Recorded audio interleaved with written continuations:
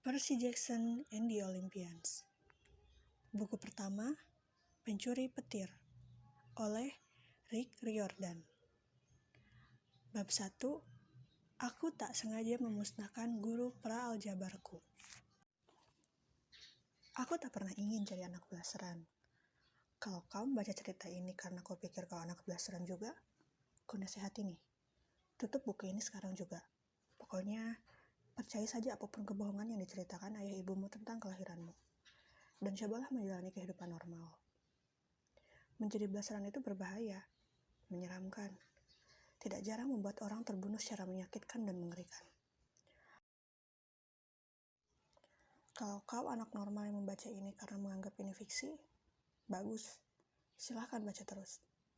Aku iri denganmu, bisa percaya bahwa semua peristiwa ini tak pernah terjadi. Tapi, kalau kau mengenali dirimu di halaman-halaman ini, kalau kau merasa sesuatu menggeliat dalam dirimu, cepat hentikan bacaanmu. Mungkin saja kau sama seperti kami. Dan begitu kau menyadari itu, cuma soal waktu saja sampai mereka juga merasakannya. Dan mereka akan memburumu. Jangan bilang aku tak pernah memperingatkanmu. Namaku Percy Jackson. Umurku 12 tahun. Hingga beberapa bulan yang lalu, aku siswa asrama di Akademi Yansi, sekolah swasta untuk anak bermasalah di New York Utara.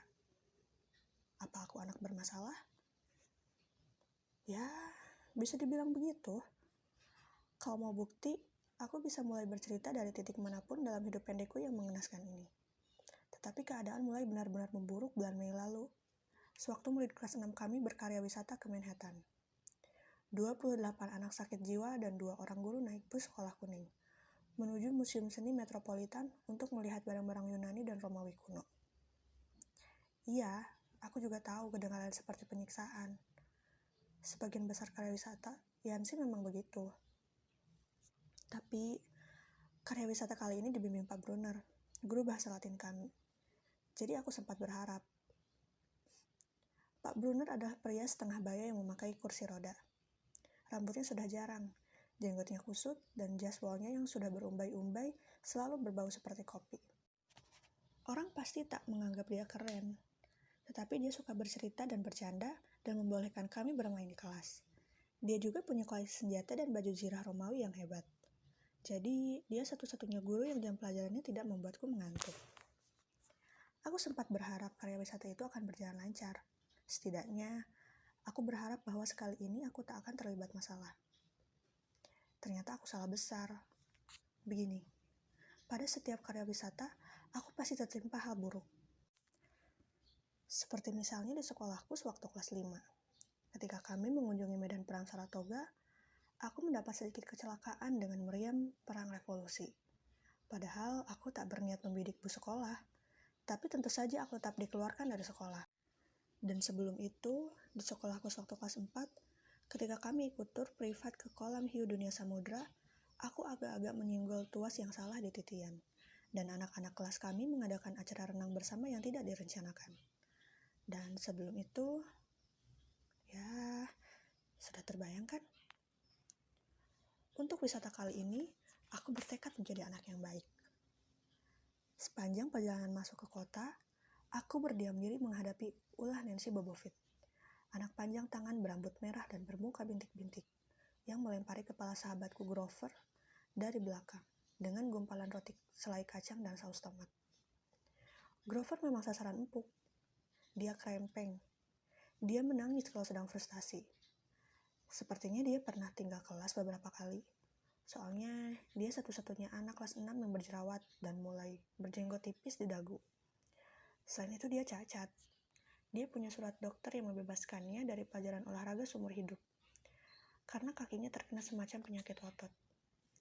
Jalannya aneh, seolah-olah setiap langkah membuatnya sakit. Tetapi jangan terkecoh. Coba saja lihat dia lari pada hari enchilada di kantin sekolah.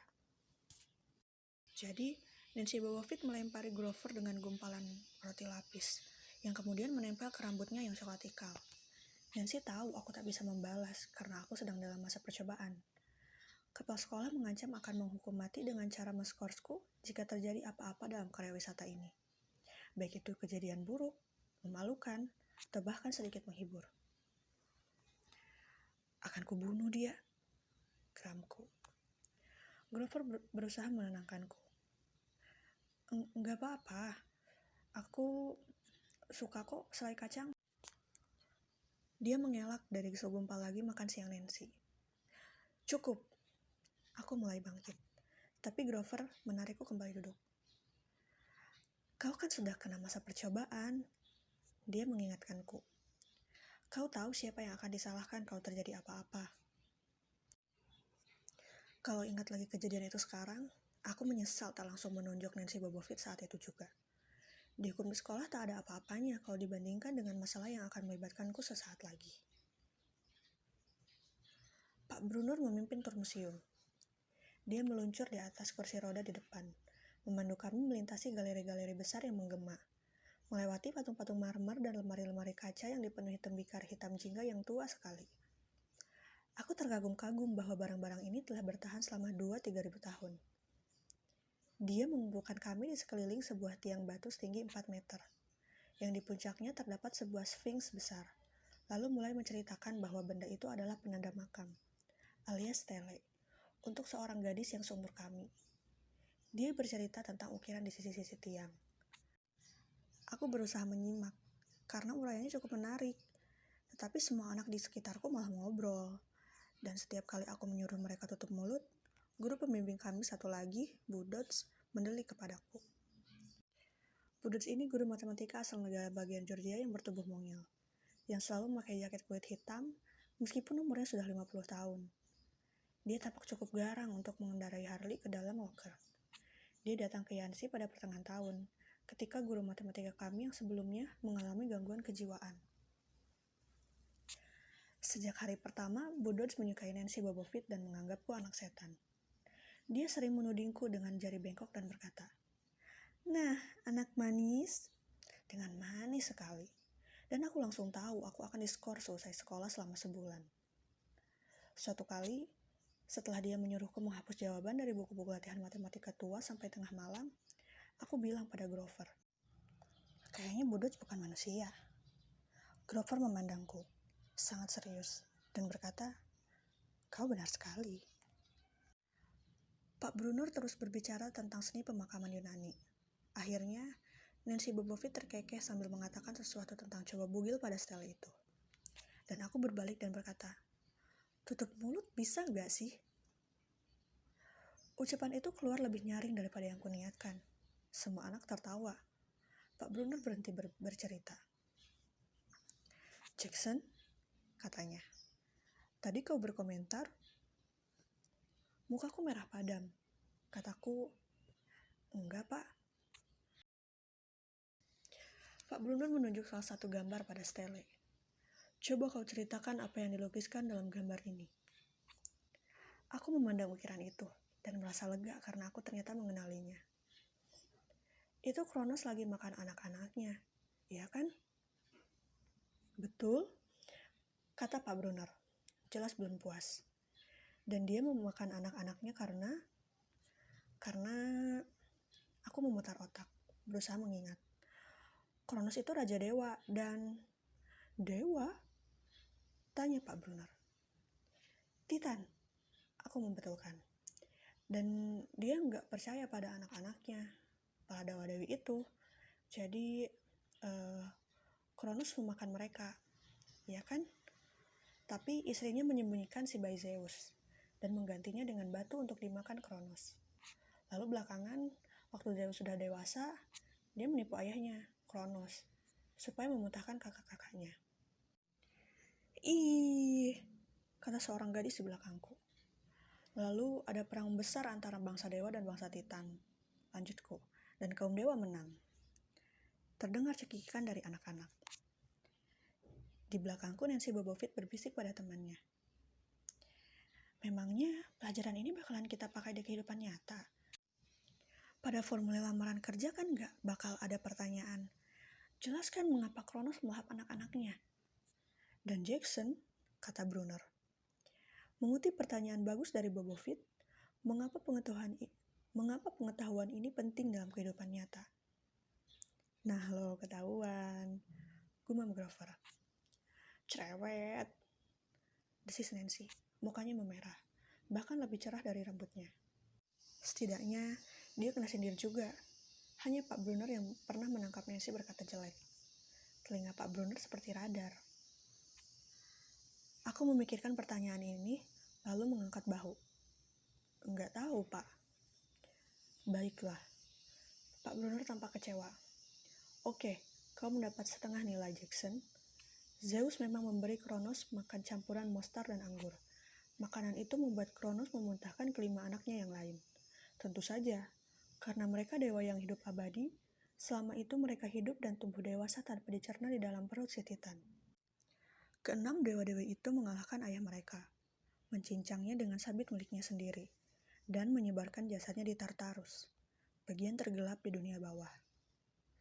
Dengan akhir cerita yang bahagia itu, sekarang waktu makan siang. Bu Dodds, tolong pandu mereka keluar museum. Anak-anak berjalan pergi. Anak-anak perempuan memegangi perut, anak-anak lelaki saling mendorong dan bertingkah seperti anak idiot. Aku dan Grover baru mau mengikuti ketika Pak Brunner berkata, Jackson, sudah kuduga ini akan terjadi. Aku menyuruh Grover jalan lebih dulu, lalu aku menoleh kepada Pak Brunner. Pak Brunner punya tatapan yang menjerat. Mata coklat yang ganas terasa seperti berusia 1000 tahun dan sudah pernah melihat segalanya. Kau harus mengetahui jawaban pertanyaanku, kata Pak Brunner kepadaku. Tentang bangsa Titan. Tentang kehidupan nyata dan bagaimana manfaat pelajaranmu dalam kehidupan nyata. Oh, yang kau pelajari dariku, katanya, sangat penting. Kau harus sungguh-sungguh mempelajarinya. Aku hanya menerima yang terbaik darimu, Percy Jackson. Aku ingin marah. Kenapa dia terus menekanku terlalu keras? Memang sih, turnamen yang diadakannya cukup keren juga. Pada hari-hari itu, dia berbaju zirah Romawi dan berseru, "Ayo!" sambil mengacukan pedang ke arah kami yang bersenjata kapur. Dia menantang kami berlari ke arah papan tulis dan menyebutkan setiap orang Yunani dan Romawi yang pernah hidup, dan ibu mereka, dan dewa apa yang mereka sembah. Tapi, Pak Brunner mengharapkan aku sepintar anak lain. Meskipun aku pengidap penyakit disleksia dan gangguan pemusat perhatian dan hiperaktivitas, atau GPPH, dan aku belum pernah mendapat nilai lebih dari C- seumur hidup. Bukan. Dia bukan mengharapkan aku sama pintarnya dengan anak lain. Dia mengharapkan aku lebih pintar. Padahal, aku susah menghafal semua nama dan fakta itu, apalagi mengejengnya dengan benar. Kugumamkan sesuatu tentang berusaha lebih keras, sementara Pak Brunner lama menatap stele itu dengan sedih, seolah-olah dia pernah menghadiri pemakaman gadis itu. Lalu dia menyuruhku keluar dan makan siang. Teman-teman sekelas berkumpul di tangga museum, supaya bisa menonton pejalan kaki lalu lalang di sepanjang Fifth Avenue. Di langit terlihat badai besar mulai terbentuk. Awannya lebih hitam daripada yang pernah kulihat ada di atas kota ini. Kupikir barangkali gara-gara pemanasan global atau apa, karena cuaca di seluruh negara bagian New York sudah aneh sejak Natal. Kami dilanda badai salju hebat, banjir, kebakaran hutan akibat sambaran petir. Aku tak heran kalau ini nanti menjadi topan. Sepertinya tak ada orang lain yang memperhatikan. Beberapa cowok melempari burung dara dengan biskuit bekal. Nancy Bobovit berusaha mencopet sesuatu dari tas seorang wanita. Dan itu saja, Bu Dodds menutup mata. Aku dan Grover duduk di tepi air mancur, menjauhi anak-anak lain. Kami pikir, kalau kami menjauh, mungkin orang lain tak akan tahu bahwa kami berasal dari sekolah itu. Sekolah untuk anak-anak aneh dan pecundang, yang tak punya tempat di sekolah lain. Scores? Tanya Grover. Enggak, kataku. Brunner gak pernah men-scores. Tapi kenapa sih dia selalu menggangguku? Aku kan bukan anak jenius. Grover tak berkata apa-apa beberapa lama. Lalu sewaktu kusangka dia akan berkomentar penuh filosofi untuk menghiburku, dia berkata, "Apelmu buatku ya?" Aku tak terlalu berselera makan, jadi kubiarkan dia mengambilnya. Aku menonton arus taksi yang melaju di Fifth Avenue, dan memikirkan apartemen ibuku di sebelah utara, tidak jauh dari tempat kami duduk. Aku belum pernah bertemu lagi dengannya sejak Natal. Rasanya ingin sekali aku melompat naik taksi dan pulang. Dia pasti memelukku dan senang bertemu denganku. Tetapi dia juga pasti kecewa. Dia akan langsung menyuruhku kembali ke Yansi, mengingatkanku bahwa aku harus berusaha lebih keras. Meskipun ini sekolahku yang ke-6 dalam 6 tahun dan mungkin aku akan dikeluarkan lagi. Aku tak akan tahan melihat tatapan sedih darinya. Pak Brunner memarkirkan kursi roda di dasar tanjakan untuk kaum cacat. Dia makan seledri sambil membaca novel. Di punggung kursinya terpasang payung merah, sehingga kursi itu mirip meja kafe bermotor. Aku baru mau membuka bungkus roti lapis ketika Nancy Bobovit muncul di depanku bersama teman-temannya yang jelek. Barangkali dia bosan mencuri dari wisatawan dan menumpahkan bekalnya yang baru dimakan setengah ke pangkuan Grover. Ups! Dia menyeringai kepadaku dengan giginya yang gingsul. Bintik-bintik di mukanya berwarna jingga, seolah-olah disemprot cat air yang terbuat dari citos cair. Aku berusaha tenang. Guru pembimbing sekolahku sudah sejuta kali bilang, hitung sampai 10, kendalikan amarahmu. Tetapi saking marahnya, pikiranku kosong. Ombak bergemuruh di telingaku. Aku tak ingat pernah menyentuh Nancy. Tahu-tahu saja dia sudah terjengkang dalam air mancur, sambil menjerit. Aku didorong Persi. Budos muncul di sebelah kami. Beberapa anak berbisik, tadi lihat enggak? Akhirnya, seolah-olah menyebar Nancy. Aku tak tahu mereka bicara soal apa. Aku cuma tahu, aku kena masalah lagi. Setelah Budos yakin bahwa Nancy cilik yang malang itu baik-baik saja, dan berjanji akan membelikannya kemeja baru dari toko cenderamata museum, dan lain-lain, Budos menoleh kepadaku. Ada api kemenangan di matanya. Seolah-olah aku baru melakukan sesuatu yang telah dia tunggu-tunggu sepanjang semester. Nah, anak manis. Iya deh, gerutuku. Sebulan menghapus buku latihan. Mestinya aku tak bilang begitu. Ikut aku, kata Budots. Tunggu, pekik Grover. Aku yang salah. Aku yang mendorong Nancy. Aku terkesima menatapnya. Tak percaya rasanya. Dia berusaha menutupi kesalahanku. Dia kan takut setengah mati pada Budots. Budots melotot kepadanya lebar-lebar. Sampai-sampai dagu Grover yang berbulu itu gemetar. Aku tahu kejadiannya bukan begitu, Underwood, katanya. Tapi, kau diam di sini. Grover menatapku putus asa. Enggak apa-apa kok, kataku kepadanya. Makasih sudah berusaha. Anak manis, Budots menyala kepadaku. Sekarang, Nancy Bobovit menyeringai. Aku melemparkan tatapan akan kubunuh kau nanti yang istimewa buatnya. Lalu aku berbalik menghadap Budots, tetapi dia tidak ada di situ. Dia berdiri di pintu masuk museum. Jauh di puncak tangga dengan tidak sabar berisyarat kepadaku agar ikut. Bagaimana dia sampai di sana secepat itu? Aku sering sekali mengalami hal-hal seperti itu. Otakku sepertinya tertidur atau apa. Lalu tahu-tahu saja aku terlewat sesuatu. Seolah-olah ada sepotong gambar teka-teki yang terjatuh dari alam semesta. Lalu aku menatap tempat hampa di belakangnya.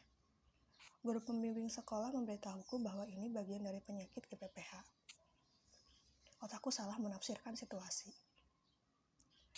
Aku tak terlalu percaya. Aku mengikuti Budots. Setelah naik setengah tangga, aku menoleh kembali ke Grover. Dia tampak pucat, bolak-balik memandang antara aku dan Pak Brunner. Seolah-olah dia ingin Pak Brunner memperhatikan apa yang terjadi. Tetapi Pak Brunner tenggelam dalam novelnya. Aku kembali melihat ke atas. Budots sudah menghilang lagi. Sekarang dia berada di dalam gedung, di ujung aula masuk. Oke, pikirku. Dia akan menyuruhku membelikan kemeja baru buat Nancy dari toko cenderamata. Tapi rupanya bukan itu rencananya. Aku mengikutinya memasuki museum lebih jauh. Ketika akhirnya aku berhasil menyusulnya, kami kembali berada di bagian Yunani dan Romawi. Selain kami, galeri itu sepi. Budods berdiri sambil bersedekap di depan dekorasi marmer besar yang menggambarkan dewa-dewi Yunani. Dari lehernya terdengar bunyi aneh, seperti geraman. Padahal tanpa suara itu pun aku sudah gugup. Aneh rasanya hanya berdoa dengan guru, apalagi dengan Budods. Cara dia memandang Fritz itu aneh sekali, seolah-olah dia ingin melumatnya. Kau banyak menimbulkan masalah bagi kami, anak manis, katanya. Aku ambil aman, kataku. Iya, Bu. Dia menyentakan lipatan jaket kulitnya. Pikirmu kau bisa lolos dari perbuatanmu? Tatapan di matanya sudah lebih dari gila. Tatapannya jahat. Dia ini guru, pikirku dengan gugup. Dia tak akan menyakitiku, kan? Kataku, saya akan berusaha lebih keras, Bu. Guntur menguncang gedung.